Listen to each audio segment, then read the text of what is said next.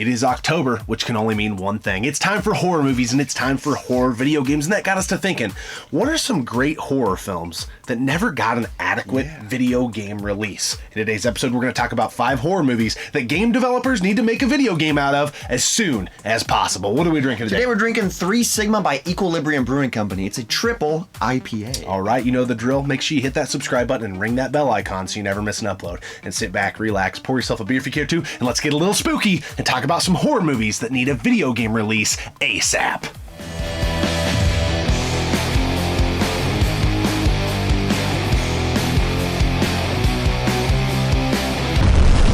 Hey everybody, Kevin over here, and I want you to sit back, relax, pour yourself a beer if you care to, and enjoy this episode of Gaming Off the Grid.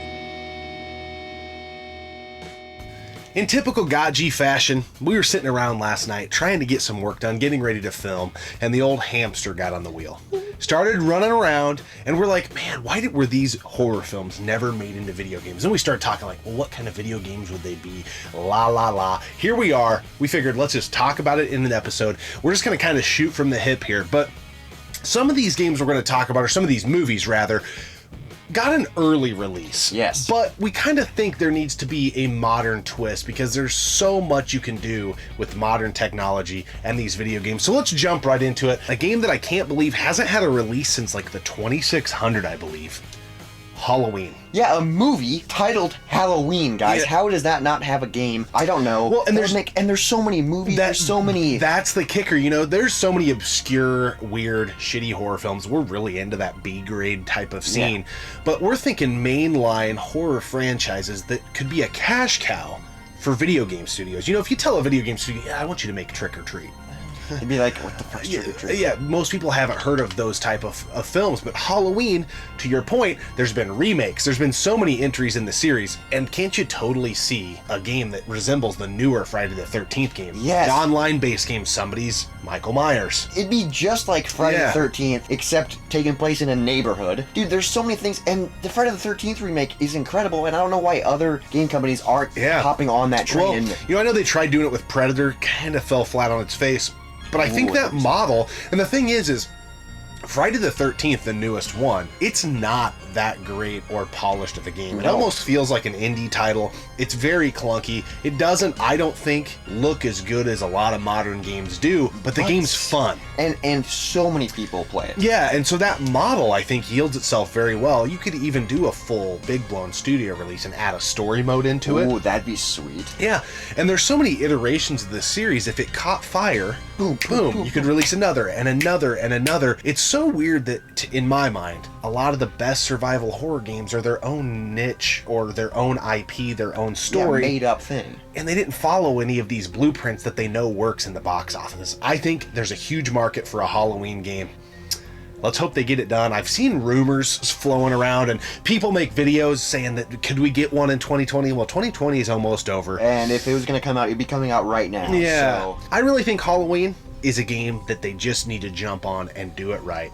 It would be awesome. And speaking of a movie that's in that same genre, same vein, Nightmare on Elm Street. Yeah. I know there was one on the NES. Yeah, and it's actually, in its defense, one of the better LJN games. There are a lot of LJN games everybody knows, kind of the dog shit that they laid, you know, and in many of those titles, there are some good ones, this being one of them. I think this could go 2 ways. This could also follow the Friday the 13th model, and you could have a really cool online mode where someone plays as freaking Freddy, which would be awesome, or you could have a super in-depth, story-based, dream-based.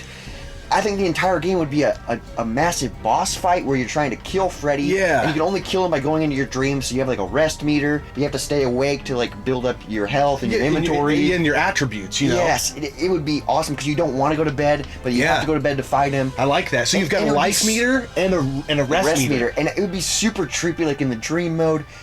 I just think they could do so many scary things. And then you could still offer the online piece. Yeah. Whatever you do, don't fall asleep. That would be awesome. And it would be cool, like, you know, I think it could be a very open world type of game with somewhat of a linear path, you know, with the boss fights.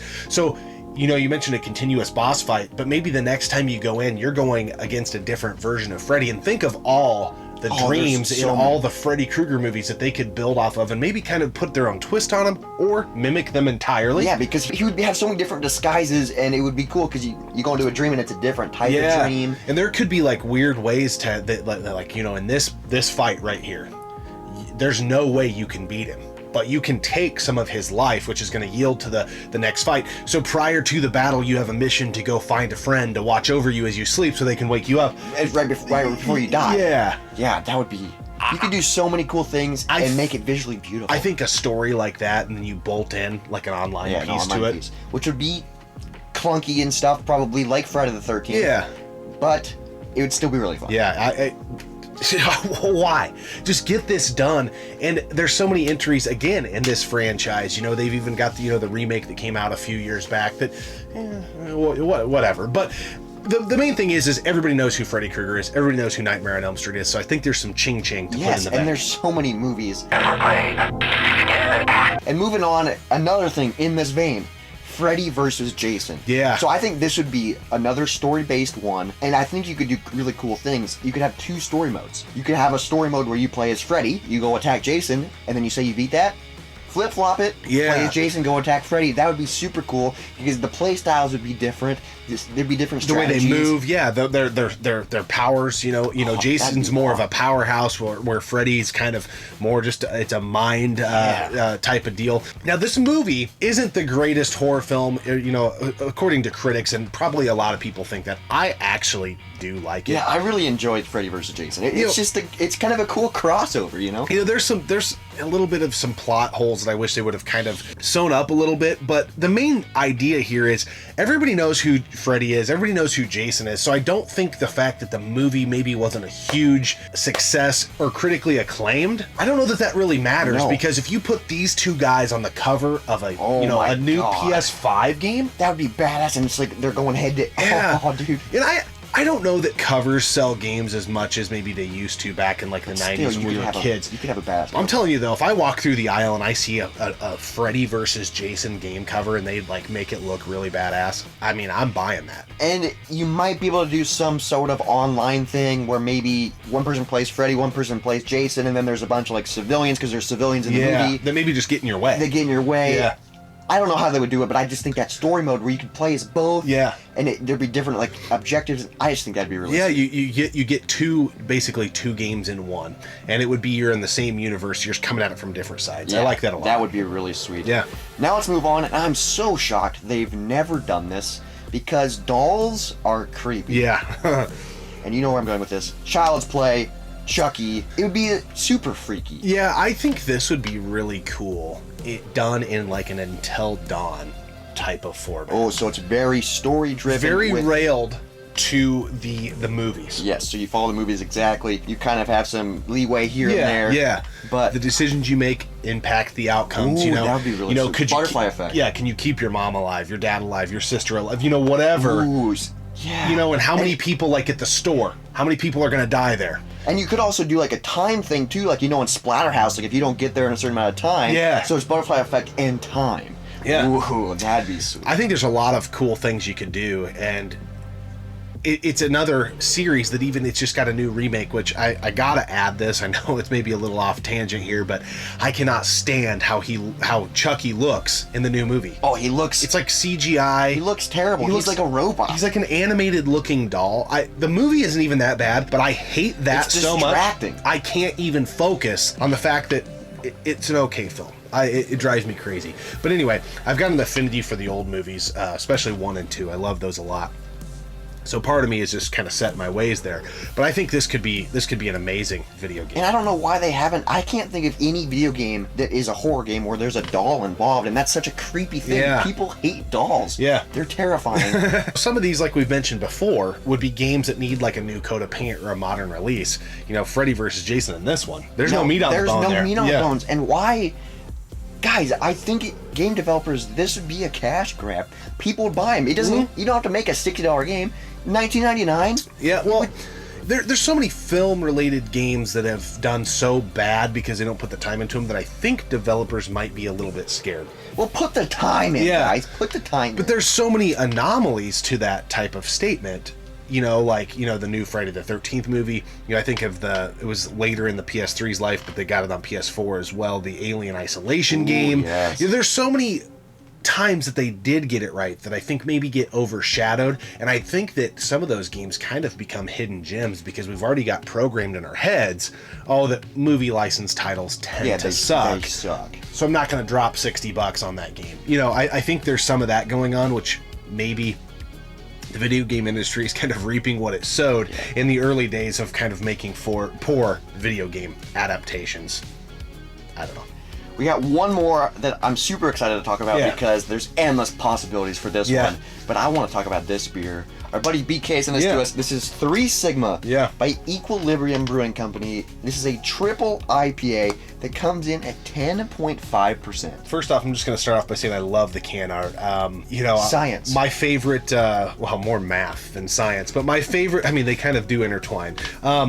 My favorite subject in school was math. My favorite subject in college was math. And so just kind of the graph and all of that type of stuff. I'm a data junkie. So that part of it, I'm like, okay, I already like this beer and I haven't even tasted it. But you guys know who followed the channel for a while. I'm not a huge IPA guy, but I've came more that way over time. And this is a damn good beer. Yes. It, right away, when we were getting pour footage, which you're possibly seeing right now, a little before, a little after. Who knows? I don't know. We'll figure it out as we're editing. But nonetheless, this beer's got floaties in it.